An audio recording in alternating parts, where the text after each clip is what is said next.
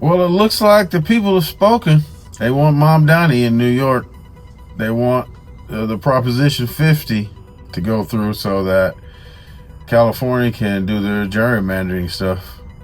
And I believe the Virginia or West Virginia governor race was decided, and it turned out that they elected a Democrat. So basically, the Democrats have stepped up and spoken, which is to be expected since Donald Trump has not really fulfilled the things he said he was going to fulfill. He had some words for Mom Donnie. Mom Donnie had some words for him. That was pretty much the most prominent race of the night. But again, the Democrats came out and spoke. Now, I have a feeling that the exact same thing is going to happen in 2 years with the presidential election.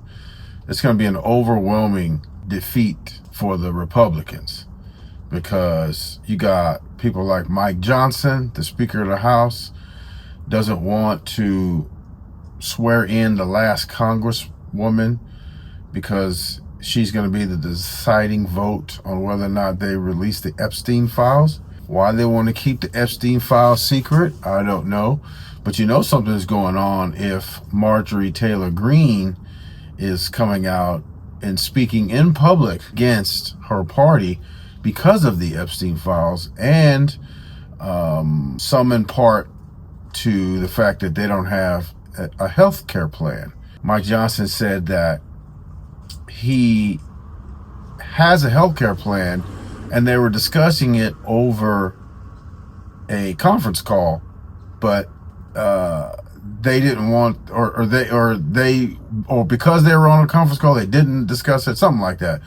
But I mean, that's what you do. Like, if you have a plan, you let the people know that you have a plan so that they can vote accordingly. Now, why he would say that and like want to hide a healthcare plan, either that says that he's not in favor of the people and the healthcare plan that they have in store is something that benefits the healthcare providers, or they just don't have one at all.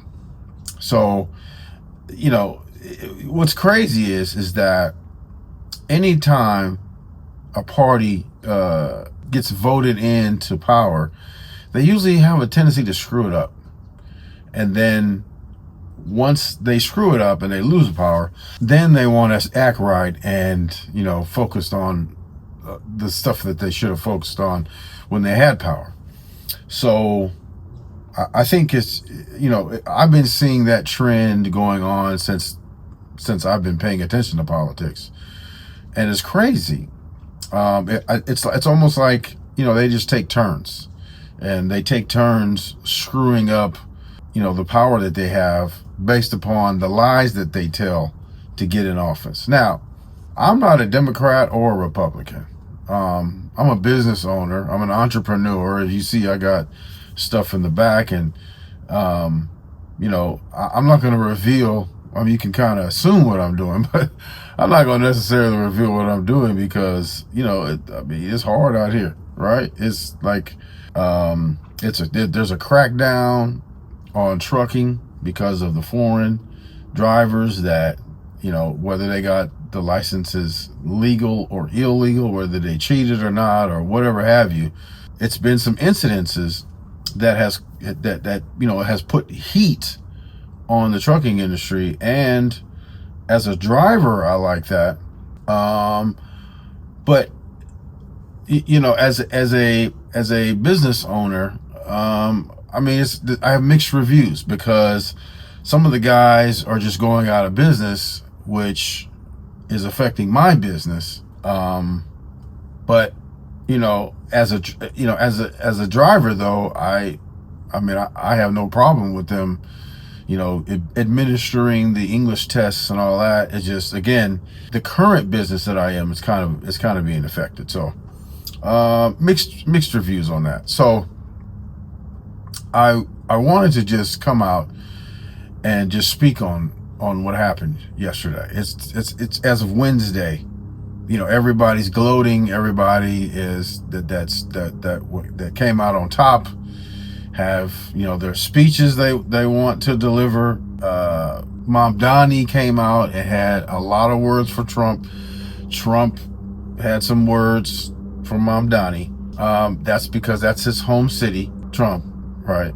And Mamdani is now the mayor of his home city. Now, Trump has gone after Letitia James, which I believe she won a verdict that put him out of business or yanked his business license or something like that. So he's pissed off about that. And Mamdani has basically said he is going to follow suit in that they're going to get they're going to fight those landlords that take advantage of New Yorkers. If the rent is high, and Mamdani had mentioned that he met someone who said that they were commuting 2 hours each way from Pennsylvania to go to work in New York. He was originally from New York, but had to move because it cost too much. I mean, that sounds like San Francisco and California. I don't know if it's the same in New York, but the tech industry basically moved into Northern California, and because they were so profitable, it skyrocketed the cost of living because everybody has money now, and everybody has money. They're throwing it around. You can raise the rents and that kind of thing, and move unsightly areas, move those people out who live in those areas, and then regentrify them, and then move richer people in there, and make it so that it's like you have to be in the tech industry to even live there. You can't be a regular dude who makes either minimum wage or slightly above minimum wage unless you have 4, 5, 6 people in your household contributing to the household. So New York is probably similar, like for different reasons, because they're not really a tech necessarily hub like Northern California is, but probably some of the same reasons, just in a different form, right?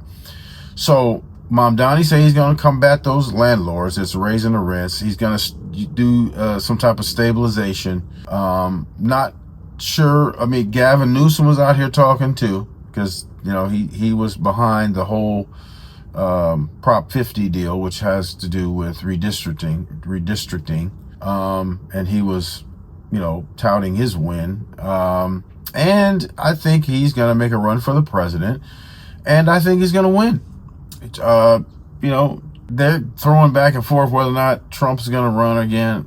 I mean, at this point, if he ran against Gavin Newsom, even if he were to run, he's not going to win. A Republican is absolutely not going to win. After all this, a Republican is absolutely not going to win the presidency. I mean, I'd be willing to bet my life on that. So, yeah, unless something changes for the better, like over the next 2 years, I doubt it very seriously, right? And I don't think that that's going to happen.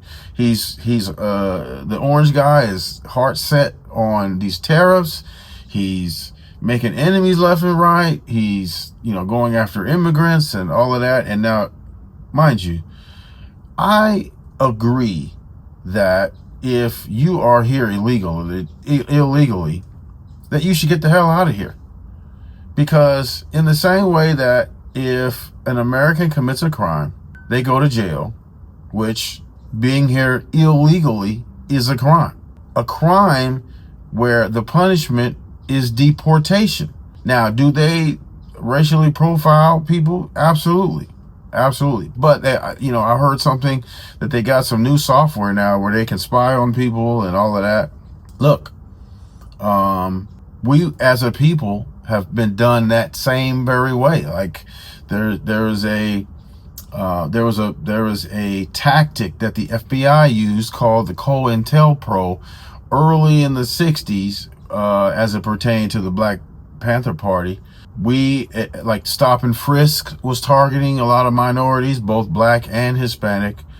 Um, you know, us minorities have gone through those type of things, but the crazy thing is that a lot of minorities voted for this. So it's like, I don't have, like, when you say, hey, they're racially profiling. Well, didn't nobody tell you to vote for Donald Trump? Didn't nobody tell you to make a song that says, I will vote for Donald Trump in terms of Hispanics?